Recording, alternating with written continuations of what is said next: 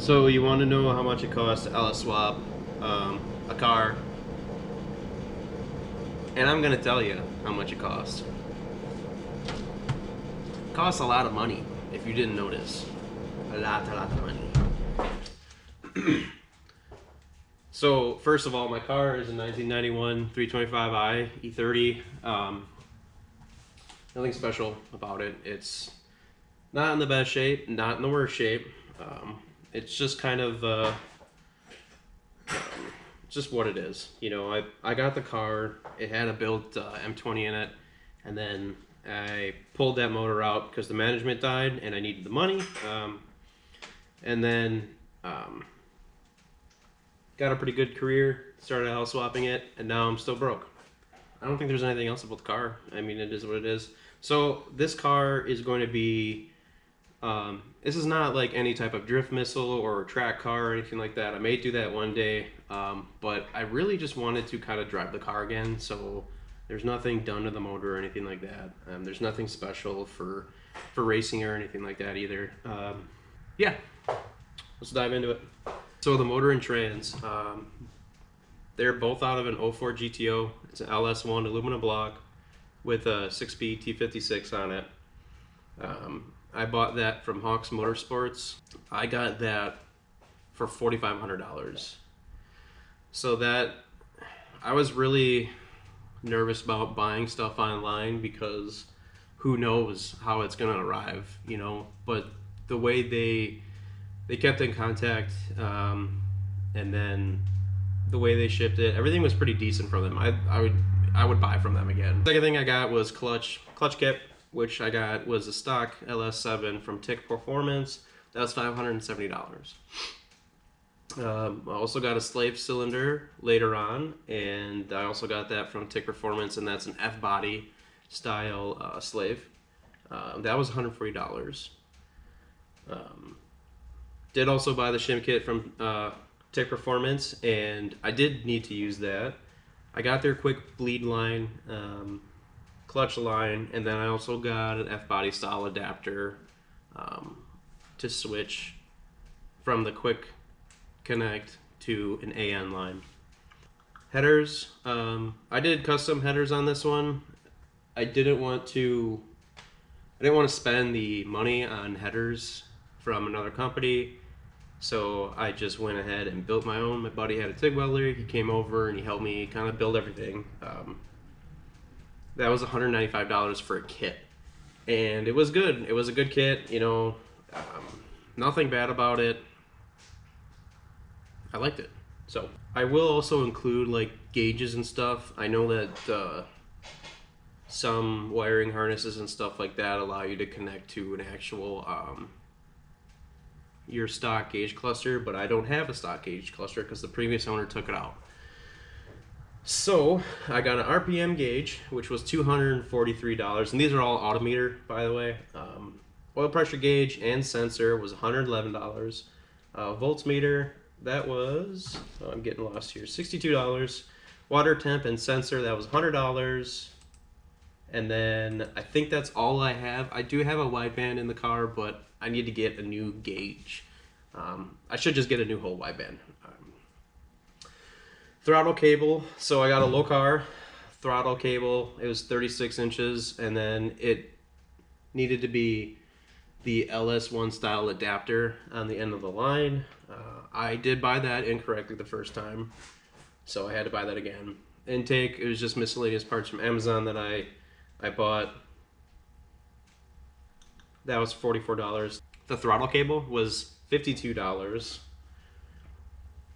I did get a power steering delete kit from ICT. This car does not run on power steering, so I had to take the power steering, all that stuff off of the LS1. The power steering delete kit just basically comes with a belt and a different pulley. So that was $50. Fuel filter, just a GM style Corvette fuel filter with pressure regulator in it. That was $65. Throttle cable bracket for the low car throttle line. That was $49. Heat shield, miscellaneous heat shielding like stuff to go around wires and stuff that was close to the headers. I just bought kind of like a mix of everything, like different diameters. That was about $10. I get that off of like Jigs or something. So the majority of all these parts are going to be either found locally through a performance shop, or like Summit, Jigs. There's stuff that's not really car specific on this. You can just kind of Google it in the internet and just find it. My oiling system. So I do have an oil cooler from Mishimoto. The website says it's $195. Oil fittings. So I went with all Earl lines and fittings, and the sizes differ, obviously. So the oil fittings were Earl's, and that was about $139. $129, sorry, not $139. AN line was about $75. Cooling system. So my radiator was a universal radiator from Mishimoto. That was $255. I would not buy that radiator again because I had to modify it, and it just kind of wasn't worth it. So there was no filler neck, and I had to cut some stuff off of it to make it fit. And I think there's a better radiator out there, but for like cooling it works great. So there's no issues with cooling with the engine. It's just dealing with it to get it in the car. Lines and hoses. I'm using some aluminum pipe with silicone hoses that are rated for high temps. Those, I think I got those off of Amazon, and that came out to $83. Thermostat housing. So I got a different thermostat housing for the motor that comes straight out instead of downwards. That was just a Jegs brand, and that was $19. Fans, I got two 10-inch fans on the car. Those were $66, and I think I bought those from Jigs. I just found the fans that put out the most, and that would fit on the car. So the wiring harness. I got the wiring harness from Wiring Specialties. That was $900. So this is one of those areas where you can save money. I was going to deal with the existing wiring harness that I got with the motor, but because of my time constraints, I could not, or I just didn't want to deal with going through all of that and then the car not starting or something along the lines. So I spent the money on a wiring harness. It got to me in like a week, and it's a good quality. I love that wiring harness. It's really awesome. Ignition wires, it's just MSDs I got off of Jegs. Those were $86. And then credits for HP tuners to get the car, the ECUs jailbroken. That was $100 in credits. So if you do go along the lines of like Wiring Specialties and wiring harness, I like the fact that you can take your PCM or ECU, send it to them, they'll jailbreak it, and then they'll send it right back to you. I really like that idea. But otherwise, any type of tuner or anything like that could jailbreak it. I just had a buddy that has HP tuners. So my swap kit. This is going to be the Siki kit. This included my motor mounts, trans mounts, oil pan, the dipstick, oil relocation, drive shaft adapter to the diff. So all that stuff that I got from them was about $2,000. I think I paid a little bit less because I paid for this kit like 6 or 7 years ago, and I don't think it was that expensive, but right now it's about $2,000. So the steering shaft between the column and the rack, it's also a Siki part, so that was $250. That comes with obviously your shaft, your U-joints, and all that stuff that you need to get that connected. Fueling system, so I went with steel braided lines on this. These are Earls, same with the fittings. So the line was $20 and the fittings were $91. And I do have a fuel pressure gauge, and that was just local performance shop had one, and I picked it up for $20. So now for the fueling system, you have to make sure you use PTFE lines on all this stuff. You can't use any sort of rubber line that's not rated for ethanol. I know that I've seen some people use just normal rubber braided lines, and because gas doesn't have that much ethanol in it, it's got like 10%, but it still eats away at the rubber. I used a rubber line and I put it in some gas that I had, and within 5 minutes all the gas was black and the rubber was just deteriorating. So make sure you use PTFE line and fittings for that. Pedals, masters were all Willwood.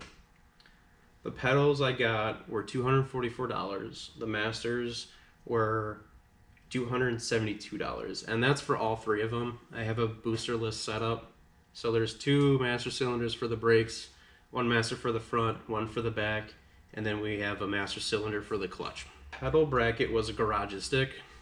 They make a pedal bracket, and they also have like a kit that you can buy from them, which is the bracket, the pedals, and the masters. And that's how I figured out my braking system. I kind of just relied on them to do that. That was $175. Now, the pedals, the masters, and the pedal bracket. So I would never use this style of braking or pedals ever again. It was very difficult to get everything to get installed because of wiring, the body wiring harness in the car. Stuff wasn't lining up. I had to modify stuff, and I don't care about modifying stuff because it is what it is. This is an E30, and pretty much every single E30 is bent in some sort of way, in my opinion. But it was very difficult, and these pedals and these masters are all adjustable, but adjusting them on the car is very difficult. I had to adjust my clutch master, and it took me like 2 or 3 hours to do it. It was just, I couldn't fit anything in there, and it just really sucked. So what I would do in the future, if I had to do this again, I would buy a pedal braking setup, and I would go with Tilton masters. And there's a setup that's basically connects to the floor of the car, that's what I would do. Everything is there, and everything would be easy to access. So take it as you will. Braking line, I went to my local speed shop, and that was about $60 worth of just steel braided line for brake lines and stuff. Exhaust, just bought some random V-bands off of Amazon, 3-inch V-bands. It was $38. Exhaust kit, just random exhaust kit from Jegs, that was $208. With stuff that I've bought kits for like different cars, knowing I'm gonna cut it all up, but just finding the bend, just making sure you have enough bends to get everything through the car.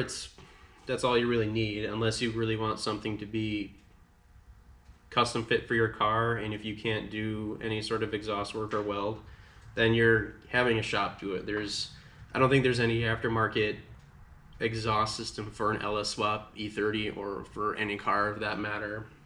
That's pretty much everything I needed to get the motor in the car and started. Now, this doesn't include like my fenders that are on the car. This doesn't include any sort of suspension or like actual like brake pads or brake discs. This is just to get everything in the car and the car running. Now, this also doesn't include any shipping costs. This doesn't include any tax that I paid. This is just stuff that I know that I used, and I went on websites and I just searched for part numbers. So my total cost was $11,707. So there's always ways to save money on stuff like this. So if you're good at fabbing, you can fab motor mounts. You can fab the trans mount. You can fab pretty much everything that you need. Headers, coolant tanks, stuff like that. If you can TIG weld and weld aluminum, you can build your own radiators and stuff like that, and oil coolers. You can do all that stuff.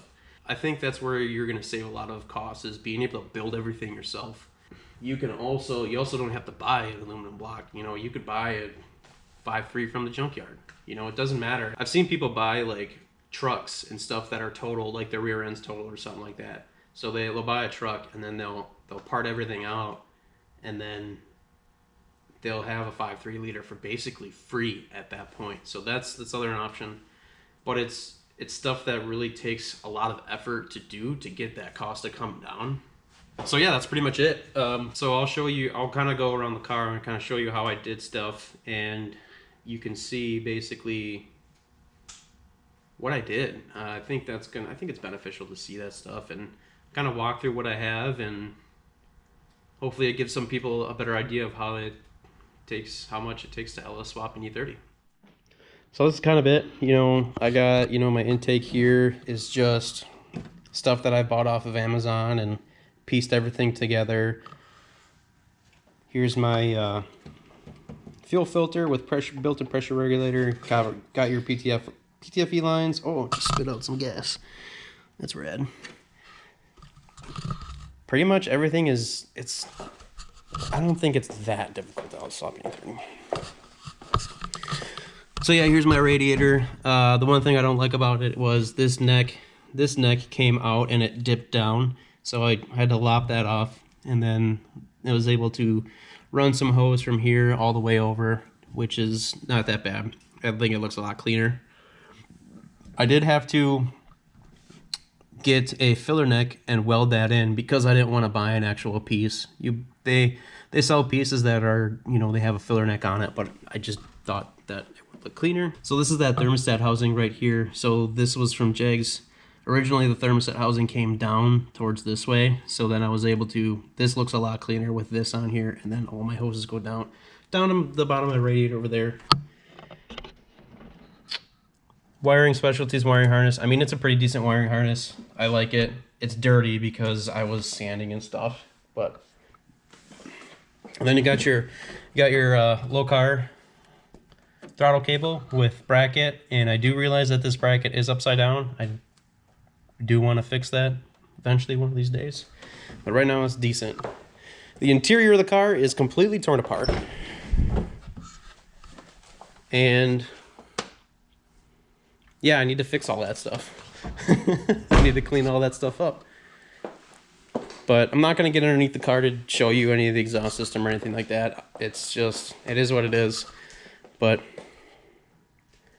yeah, I hope this helps out a lot of people to get an idea of what it takes to actually swap a car, and what it takes financially to swap a car. So I hope this helped everybody, and see you on the next one.